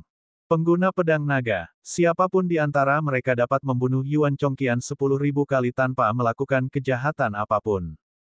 Tatapan mata Fang Cuihong berubah dingin. Para prajurit wanita itu mengambil keputusan cepat dan menembakkan panah peledak ke arah Yuan Chongqian dalam bentuk setengah lingkaran. Kamu membunuh seorang perwira dari wilayah dingin tanpa izin. Aku akan melaporkanmu ke istana militer. Yuan Chongqian sangat marah. Sambil berbicara, dia menghunus bilah pedang hitam besar di punggungnya dan mengayunkannya di depannya, menangkis semua anak panah peledak. Meskipun semuanya meledak, gelombang api yang dihasilkan dari ledakan tersebut sangat terbatas dalam kerusakannya terhadap elit tingkat bulan. Dia menyingkirkan anak panah peledak itu dan kemudian melompat menuju jalan setapak pegunungan. Para prajurit wanita di jalan setapak gunung bereaksi dan segera menghalangi di depan mereka. Cahaya ganas Yuan Chongqian menyala saat dia menebas dengan pedangnya. Dengan dasar kultivasinya, dia pasti akan membunuh dan menyebabkan banyak korban pada kelompok pertempuran Yunlan di sepanjang jalan. Namun, saat dia hendak bergegas mendekat, dia tiba-tiba mendengar suara serangga di belakangnya. Dia menoleh dan melihat Xia Qingchen sedang memegang serangga gemuk di tangannya. Bab 909, Hadiah dan Hukuman yang Jelas. Serangga itu menggeliat di tangan Xia Qingchen, mengeluarkan suara mencicit aneh. Mungkin karena kesakitan akibat cengkeraman Xia Qingchen, serangga itu mengeluarkan desisan keras ke arah Yuan Chongyan. Suara serangga yang berkicau dengan keras langsung masuk ke dalam pikiran Yuan Chongqian. Tiba-tiba, dia merasakan ada belati tajam yang berputar dengan ganas di kedalaman tubuhnya, seolah-olah sedang mencabik-cabik sesuatu. Dengan sakit kepala yang luar biasa, Yuan Chongqian menjatuhkan pisau di tangannya, memegang kepalanya, dan berteriak. Akhirnya, matanya berputar ke belakang dan dia jatuh ke tanah di tempat, tidak pernah bangun lagi. Serangga di tangan Xia Qingchen langsung melemah dan putus asa. Serangga dewa pemakan jiwa akhirnya berhasil mengumpulkan sejumlah energi mental, tetapi energi tersebut dikonsumsi oleh serangan mental lainnya. Akan sulit untuk pulih dalam waktu singkat. Setelah menyimpannya, Xia Qingchen pergi ke mayat Yuan Chongyan dan dengan santai menyerap pedang besar itu dari tanah. Dia melemparkannya ke Fang Cuihong setelah meliriknya. Untukmu. Pedang ini merupakan senjata setengah nirvana tingkat ketiga yang tajam, cocok untuk digunakan di medan perang. Terima kasih, tuanku. Fang Cuihong menerimanya dengan terkejut. Meskipun dia tidak dapat langsung mengidentifikasi tingkatannya, bagaimana mungkin artefak nirvana portabel milik seorang jenderal bisa menjadi biasa saja.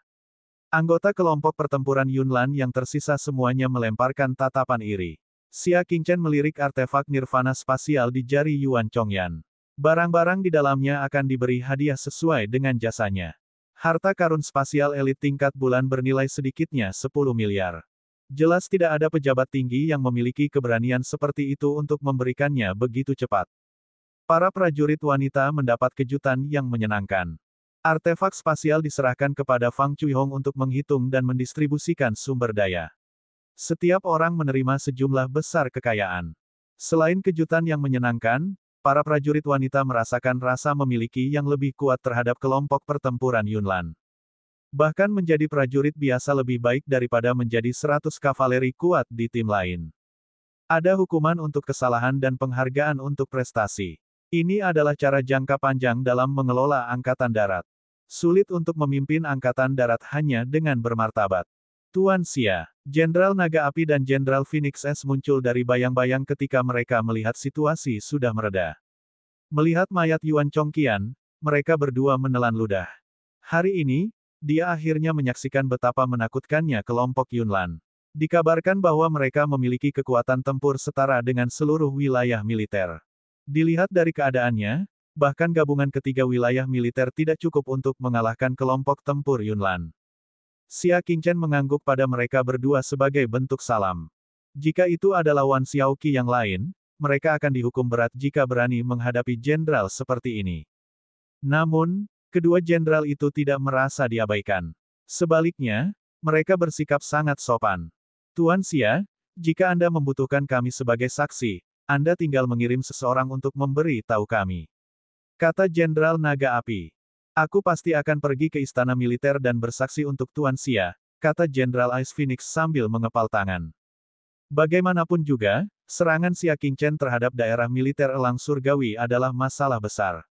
Jika dia tidak menjelaskannya dengan jelas, akan sangat mudah bagi orang untuk mencapnya sebagai pemberontak. Xia Qingchen melambaikan tangannya. Tidak perlu. Aku akan menjelaskannya sendiri ke istana militer. Setelah jeda, Xia Qingchen menoleh ke samping dan melihat ke arah gunung salju yang tidak jauh. Dia menunjuk ke arah itu dan berkata, kemarin di puncak gunung salju, kami menemukan jejak mata-mata dari wilayah Zongyun. Ingatlah untuk memperkuat patroli dan jangan biarkan musuh memanfaatkanmu. Setelah itu, kedua jenderal dan Xia Qingchen sempat berbincang-bincang sebentar sebelum mereka mengetahui bahwa Yuan Chongyan tidak mengirimkan satu pun prajurit untuk berpatroli di wilayah pegunungan bersalju. Sialan, beraninya kau mengabaikan tugasmu untuk urusan militer yang penting seperti ini. Jenderal Naga Api itu sangat marah. Untungnya, Xia Qingchen muncul tepat waktu dan menemukan dua agen rahasia itu. Kalau tidak, mereka bahkan tidak akan tahu bahwa mereka sedang diawasi untuk waktu yang lama. Yang lebih menyebalkan lagi adalah Tuan Xia mengirim seseorang untuk memberitahunya dengan niat baik, tapi apa hasilnya? Tidak apa-apa jika dia tidak menanggapinya dengan serius, tapi dia sebenarnya punya pikiran yang penuh. Pada akhirnya, dia tidak bisa mendapatkannya dan malah menyakiti orang lain. Bahkan jika tuanku tidak membunuh sampah seperti ini dari militer, jika kabar itu sampai ke tentara perbatasan selatan, Komandan Bai Zantian akan tetap menghabisinya. Tentara perbatasan selatan. Dia tidak tahu bagaimana pihak lain akan memandang masalah Xia Qingchen yang membunuh Yuan Chongyan. Apakah akan ada konflik? Namun, jika tidak ada keadaan khusus, dia tidak akan pergi ke perbatasan selatan. Aku harus merepotkan kalian berdua untuk membereskan kekacauan ini. Juga, kelompok pertempuran Yunlan, dengarkan baik-baik, kata Xia Qingchen. Seketika, para prajurit wanita dengan cepat berkumpul di depan Xia Qingchen. Xia Qingchen berkata, tim tempur Klutmis akan ditempatkan di tambang. Mereka akan membantu pasukan naga api dan Phoenix S menjaga tambang. Jika ada musuh yang menyerang, kami akan memusnahkan mereka semua. Ya, Fang Cuihong dan yang lainnya berkata. Tindakan Xia Qingchen didasarkan pada fakta bahwa daerah militer Elang Surgawi telah sepenuhnya dikalahkan olehnya dan telah memengaruhi pertahanan tambang. Karena itu, mereka meninggalkan kelompok pertempuran awan berkabut untuk menjaga tempat itu. Mendengar ini, Jenderal Naga Api dan Jenderal Phoenix S sangat gembira. Kekuatan tempur resimen Yunlan sebanding dengan beberapa wilayah militer. Jika mereka ditempatkan di sini, mereka akan benar-benar aman.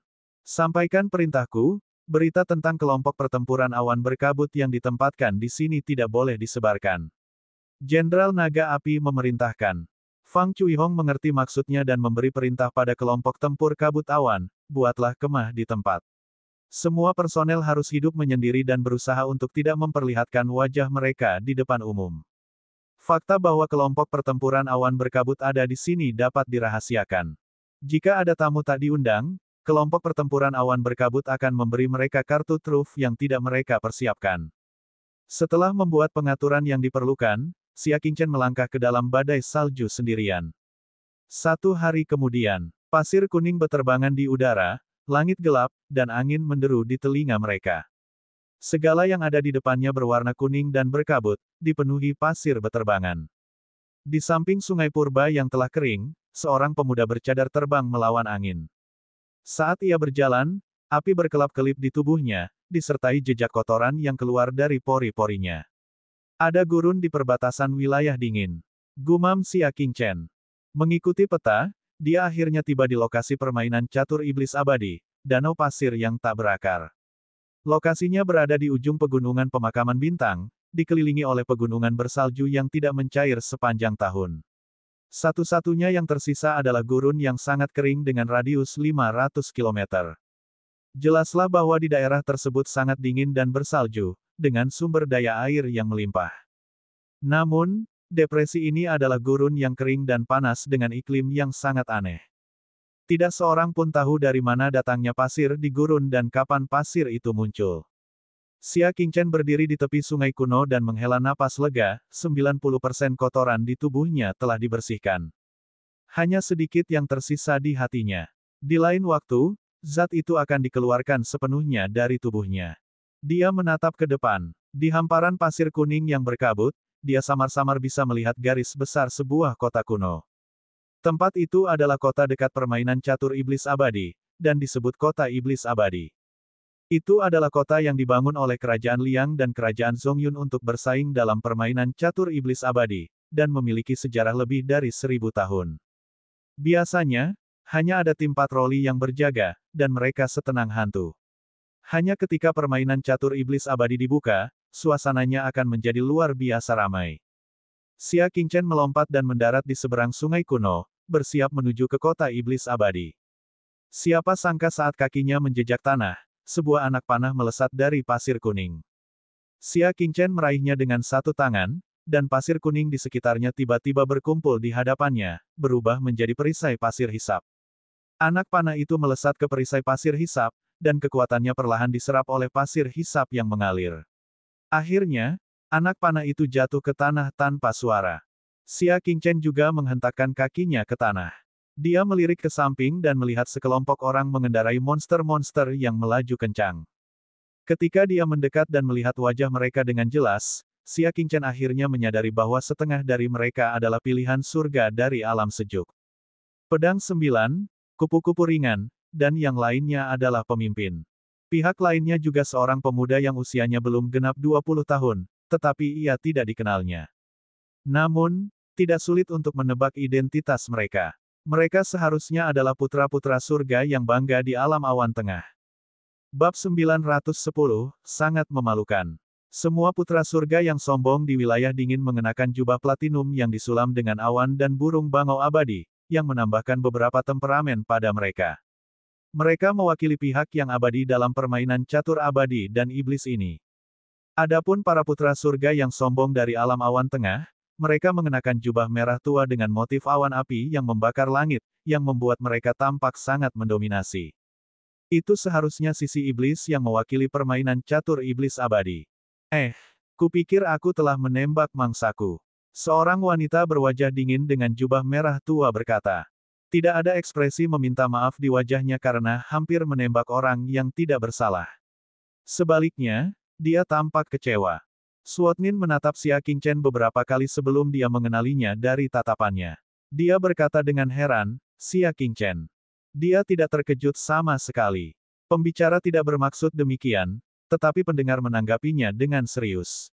Wanita berjubah merah yang tampak dingin itu segera mengangkat alisnya, dan anak-anak surga yang sombong dari alam awan tengah di belakangnya juga menunggangi binatang buas mereka untuk mengelilinginya. Mereka melotot ke arah Xia Qingchen. Tatapan mereka penuh dengan permusuhan. Dia adalah Xia Qingchen yang mengubur 100.000 tentara di alam awan tengahku. Aku sudah banyak mendengar tentangmu. Hehehe, sudah lama aku mendengar bahwa dia akan datang untuk berpartisipasi dalam permainan catur iblis abadi, tapi kupikir itu tidak benar. Baiklah, aku tidak bisa melakukan apapun padanya di wilayah yang sejuk. Karena dia ada di sini di permainan catur iblis abadi, aku mungkin juga membalas dendam atas jiwa para prajurit di wilayah Zongyun. Xia Qingchen menutup telinga terhadap mereka semua, termasuk pedang ke-9 dan kelompoknya. Tubuhnya bergeser 10 kaki ke samping, melewati mereka, dan menuju ke kota iblis abadi dengan wajah tanpa ekspresi. Berhenti, kata wanita berjubah merah itu dengan dingin. Sambil berbicara, dia dengan santai menembakkan anak panah di depan kaki Xia Qingchen. Xia Qingchen menghentikan langkahnya. Dia memiringkan kepalanya dan berkata, ada apa?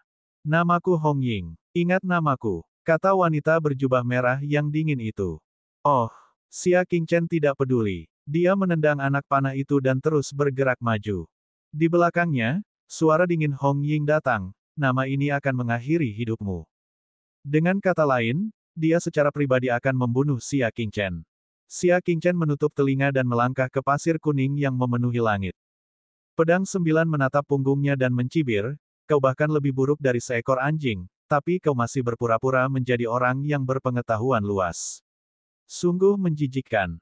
Apakah dia benar-benar seperti yang dikatakan rumor? Hong Ying berkata dengan suara rendah. Kalian memang berpengetahuan luas. Yah, itu bukan rahasia lagi, kata pedang 9 sambil tertawa. Dia memang biasa-biasa saja. Hong Ying menatap punggung Xia Qingchen dari kejauhan. Sungguh disayangkan. Dia seharusnya menjadi legenda yang dipuja semua orang. Matanya dipenuhi kekecewaan. Saat nama Xia Qingchen bergema di seluruh daratan Zongyun, setiap orang dari mereka merasakan kebencian, penghinaan, dan kebencian yang terukir di hati mereka. Tidak ada seorang pun yang tidak ingin membunuh Xia Qingchen dengan tangannya sendiri. Mereka ingin membunuh dewa perang muda dari alam dingin ini dengan tangannya sendiri dan menghapus penghinaan mereka sebelumnya. Hong Ying, sebagai bakat baru Zongyun saat ini, adalah salah satunya. Selama beberapa bulan ini, tujuannya adalah membunuh Xia Qingchen. Dia berkultivasi dengan keras dan bahkan melampaui orang lain karena hal ini, menerobos ke kebangkitan kedua dari alam astral yang lebih besar.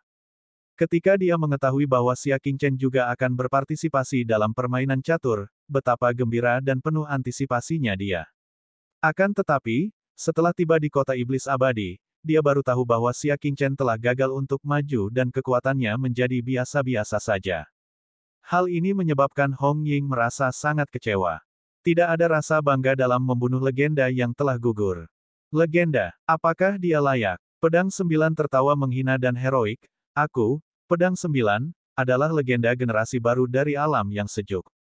Hong Ying terdiam, namun sorot matanya penuh penghinaan. Apa pedang ke-9? Karakter yang bahkan belum pernah ia dengar sebelumnya, layak menyebut dirinya sebagai legenda dunia keren. Ayo kita lanjutkan berburu. Hong Ying berlari kencang. Ternyata para junior dari kedua belah pihak telah berkumpul untuk berburu, dan itu dapat dianggap sebagai kontes sebelum permainan catur iblis abadi. Ayo, kata pedang 9 dengan semangat. Mari kita lihat siapa yang dapat memburu mangsa yang lebih kuat. Saat Xia Qingchen tiba di kota iblis abadi, orang-orang dari kelompok surgawi ungu sudah mulai berpatroli di luar kota, menjaga ketertiban kota iblis abadi bersama dengan kelompok surgawi dari alam awan tengah. Tuan Xia, Anda akhirnya datang. Fan Yin melompat turun dari tembok kota, dan alisnya yang berkerut erat akhirnya mengendur. Dia tidak khawatir tentang keselamatan Xia Qingchen. Mengingat kemampuan pribadi Xia Qingchen dan kekuatan tempur yang mengerikan dari kelompok pertempuran kabut awan, hanya ada sedikit orang yang dapat melukainya. Yang dikhawatirkannya adalah Xia Qingchen mungkin akan ketinggalan dalam permainan catur iblis abadi. Bagaimanapun, permainan catur iblis abadi akan dimulai besok. Ya, Xia Qingchen mengangguk santai. Fan Yin berkata, Tuanku, permainan catur iblis abadi akan dimulai besok. Saya sudah memahami prosesnya untuk Anda sebelumnya. Sebelum permainan, Anda perlu melalui hal-hal berikut, yaitu konfirmasi identitas, ujian kultivasi, token partisipasi, seragam, dan daftar aturan. Waktunya sudah dekat. Kalau kamu punya waktu, aku bisa mengantarmu untuk mengurusnya sekarang. Cara terbaik untuk mengukur kecerdasan seseorang adalah dengan mampu bergaul dengan mudah dengannya. Tidak diragukan lagi, Fan Yin adalah orang seperti itu. Xia Qingchen menghela napas pelan. Aku agak enggan membiarkanmu pergi, katanya. Jika Fan Yin tetap di sisinya, dia pasti akan menjadi asisten yang cakap. Tubuh Fan Yin menegang. Dia menggigit bibir merahnya sedikit dan mulai khawatir tentang untung ruginya. Pergilah sekarang dan kembalilah menjadi Buddha sejati. Xia Qingchen meletakkan jarinya di lehernya, dan cincin budak surga ungu perlahan muncul. Setelah itu, Xia Qingchen mengetuk lehernya beberapa kali, dan cincin budak itu menghilang tanpa jejak. Kamu tidak perlu kembali padaku selama setahun. Cincin budak tidak akan berubah. Xia Qingchen berbicara. Dia dapat dianggap telah memberikan kebebasan sementara kepada Fan Yin Miao. Fan Yin Miao merasa gembira, tetapi matanya yang indah sedikit berkedip. Lalu, bagaimana jika kamu tidak bisa kembali tepat waktu? Xia Qingchen mengibaskan lengan bajunya yang panjang. Kalau begitu, tuliskan kata-kata terakhirmu. Aku akan meminta seseorang untuk mengurus pemakamanmu. Fan Yin Miao tersenyum menawan dan tidak merasa terlalu kecewa. Dia tertawa, sekarang, aku tidak akan pergi bahkan jika kamu ingin mengusirku. Di dunia ini, orang bodoh mana yang akan melepaskan kesempatan untuk menjadi dewa? Tuanku, mohon tunggu sebentar. Ada sesuatu yang sangat penting yang perlu saya sampaikan. Fan Yin Miao menyusul. Xia Qingchen menghentikan langkahnya. Dia menoleh dan berkata, bicaralah. Suara Brahma itu mendekat ke wajahnya dan berbisik di telinganya, itu berarti. Mencicit. Dia tiba-tiba mencium pipi Xia Qingchen dan kemudian segera lari. Saat dia berlari, dia berbalik dan terkikik, sampai jumpa lagi. Tuanku. Xia Qingchen menyeka bekas bibir di wajahnya, merasa marah sekaligus geli. Sebelum pergi, dia bahkan ingin mencuri ciuman darinya sebelum melarikan diri. Dia benar-benar tidak menghormati orang yang lebih tua. Tanpa dia sadari bahwa pemandangan ini secara kebetulan disaksikan oleh seorang pria dan seorang wanita. Mereka tak lain adalah Lin Daoran dan Wu Huan, yang berjalan berdampingan saat berjalan-jalan di sekitar kota iblis abadi. Keduanya berdiri berdampingan dengan akrab, ekspresi mereka sangat intim. Pada saat ini, mereka berdua menatap Xia Qingchen dengan tatapan aneh. Apakah Xia Qingchen begitu tampan sehingga bahkan pria pun ingin menciumnya? Wu Huan tidak berpikir demikian. Dia memalingkan wajah mungilnya ke samping dengan wajah dingin. Dia tidak terlalu memperhatikan penampilan seorang pria. Yang paling dia hargai adalah kekuatan dan potensinya. Lin Daoran tertawa menggoda, sepertinya Tuan Xia sudah menerima kabar sebelumnya, jadi kamu sangat kecewa sampai-sampai kamu tidak mau melepaskan pria itu. Xia Qingchen meliriknya, konyol sekali. Dia tidak memandang Wu Huan dan berjalan langsung ke rumah tuan kota. Pendeta Taolin menatap punggungnya dan tertawa, dia mungkin akan segera merasa sangat malu. Lagi pula, saudari Huan bukan lagi rekan setimnya. Kurung buka.